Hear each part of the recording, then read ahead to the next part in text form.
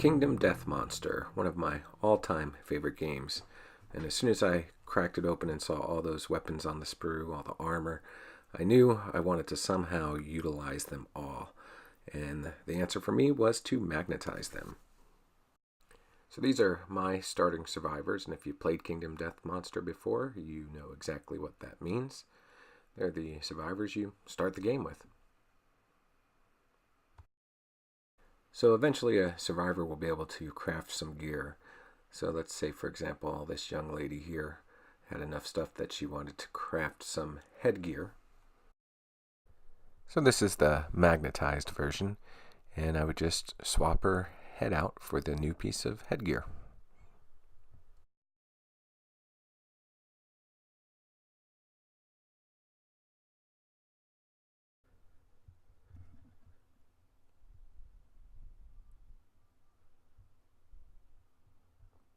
Then let's say later on she crafted some new leg gear.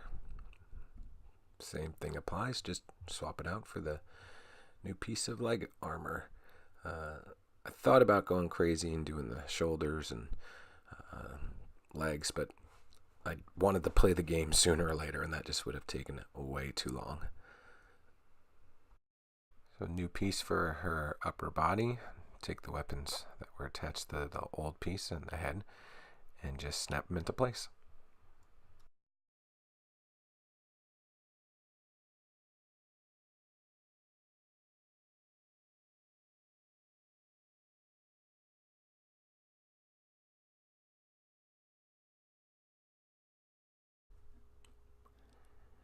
Now we'll upgrade her legs.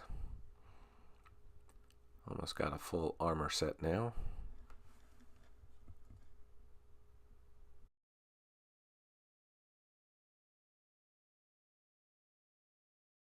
Eventually, she'll want some new weapons, and it's just as easy. Pull it off, slap it on. Now I know what you may be thinking. How the heck is she going to hold one of those cool shields? Well, that's easy. In her back, there is a small little magnet, very well concealed, that the shield can stick to. She can now dual wield, keep a lantern in her stone, have a shield, whatever she wants. So, how do you do it? First thing you need is a micro mini hand drill, very easy to find, and then some rare earth magnets. I use 1/16 diameter by 1/32 thickness. So you start with a little hole in the torso, in the legs, top of the legs, wrists, back, just deep enough for the magnet. In time you'll know exactly what that feels like or how deep it should be. It's not deep at all. The wrist, sometimes the model is thick enough to do it. Sometimes you don't want to risk it, and you just cut a little off so the magnet becomes part of the wrist. And usually when I'm sticking the magnet in a hole, I take the whole row of magnets, slide it in there, and pull it away. And then with the weapons, I usually cut the wrists off as much as I can, and the magnet becomes part of the wrist.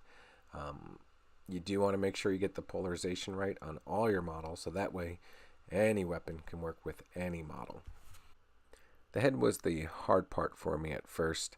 The hand drill just wouldn't go through the neck without destroying it, so I ended up using these sewing pins, and I take the pointy end and I just cut the point off with one of my precision cutters, whatever they're called. I have one just for rough jobs because it will ruin the edge of your cutter.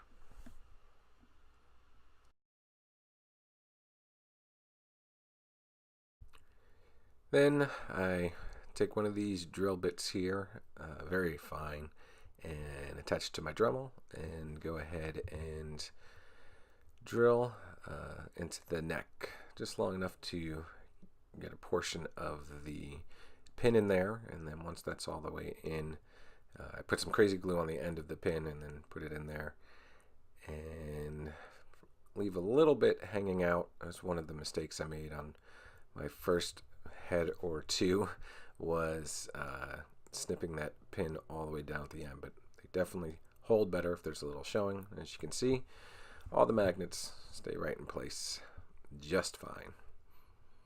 Of course, magnet on the back, so he can use his handy dandy shield. And voila! One magnetized kingdom death monster survivor. Feel free to ask any questions in the comments below, or just to leave a comment in general. Other than that, thanks for watching.